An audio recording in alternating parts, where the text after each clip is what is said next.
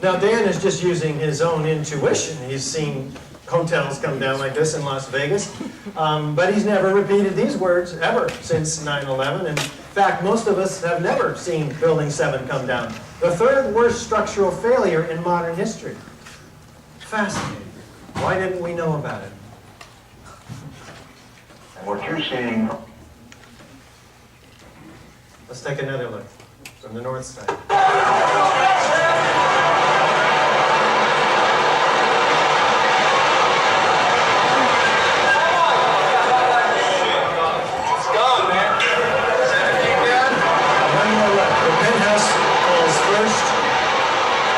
Let's bring it back up.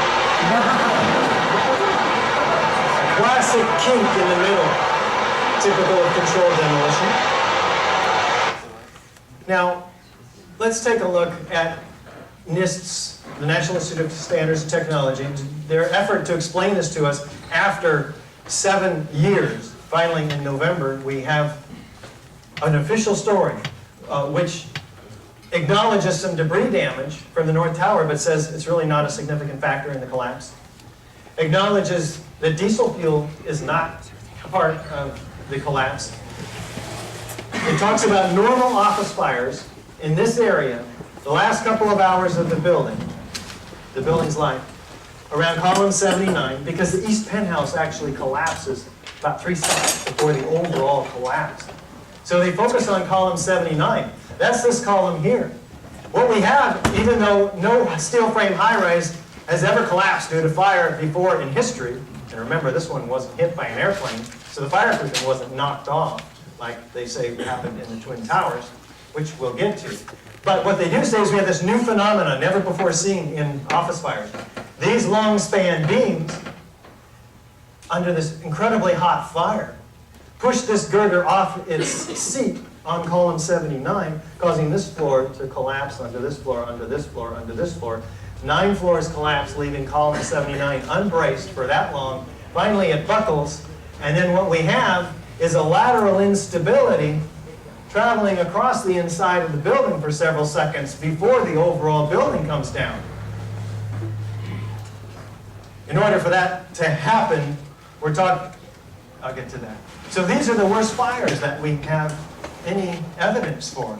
The videos show a few fires like this. This is the 7th floor, the 12th floor. At about 4:45, the fires near column 79 are out, according to the video and photo evidence.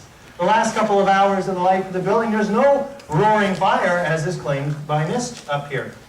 So these are the worst fires. They say there's about 10 of them, but they're hard to find in the video and photo evidence. Let's take a look now at NIST's animation. Compared to what you saw, the straight down collapse, the top is crinkling in. They can't even get their computer model to behave like the collapse of the building itself.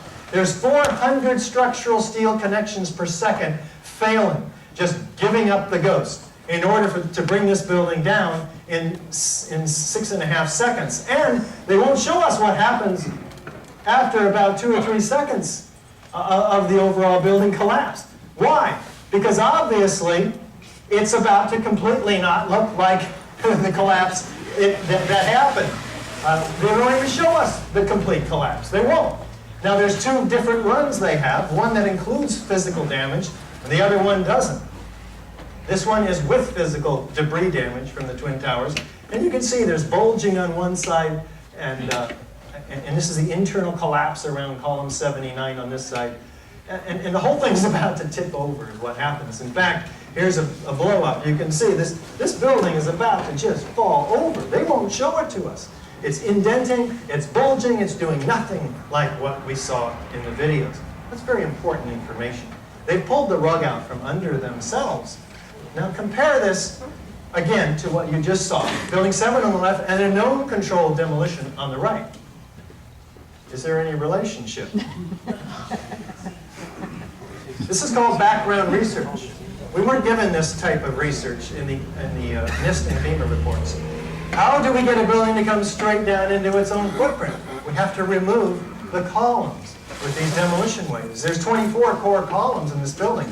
They all have to be removed within 1/10 of a second of each other in order to facilitate a straight down symmetrical collapse.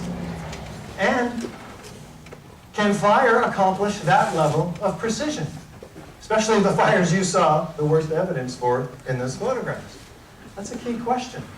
The building professionals in this room have to ask and wrestle with that question. Do we have a free fall acceleration through the path of greatest resistance? Not only is it coming straight down on itself, but it's gaining downward momentum. In other words, it's accelerating second by second, is getting faster through 40,000 tons of structural steel, converting all of its gravitational potential energy into kinetic energy, motion.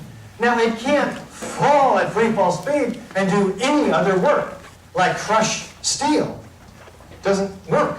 That's the physics of it. You can put the drop distance and versus elapsed time on a graph, and it fits the free fall curve almost exactly. What does that mean? The columns have to be removed. Then they have to be removed forcefully. The only way to do that is with explosives, which we have evidence for with the eyewitnesses and more, as you'll see here. And we have a total dismemberment of the steel structure. We had a 47-story moment-resisting steel frame skyscraper. In order to fall like a house of cards into only 4-story pile, all of those columns have to be cut. Moment-resisting frames are very rigid. The column to beam connection is completely welded around the perimeter of this building. How do those, it would be a much, much higher pile if there ever was a collapse. Again, buildings that fall to natural forces, their structure hangs together. They don't collapse like a house of cards. Do we have sounds of explosions? Let's listen to this whistleblower from New York Police Department. And the whole time you hear thum, thum, thum, thum, thum. So, I think I know an explosion when I hear it, you know? I was real close to Building 7 when it fell down, and running away from that sucked.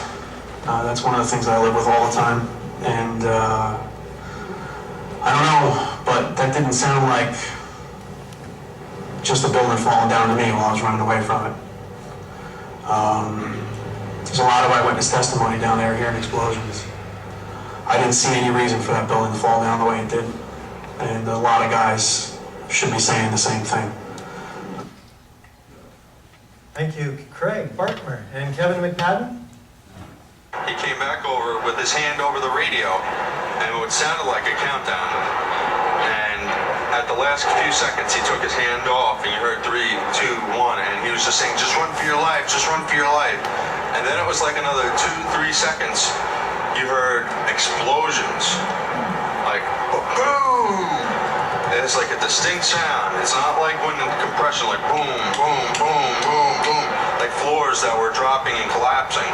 This was a boom, and like you felt a rumble in the ground, like almost like you wanted to grab onto something. That, to me, I knew that was an explosion. There was no doubt in my mind. That's helpful. Kevin McPadden is an Air Force medic and first responder on that day. Do we have enormous pyroclastic clouds of pulverized concrete? Watching this video, racing down every direction from Building 7, these pyroclastic-like clouds with thick concrete entrained in them, cauliflower-like formation, and 35 miles an hour in every direction.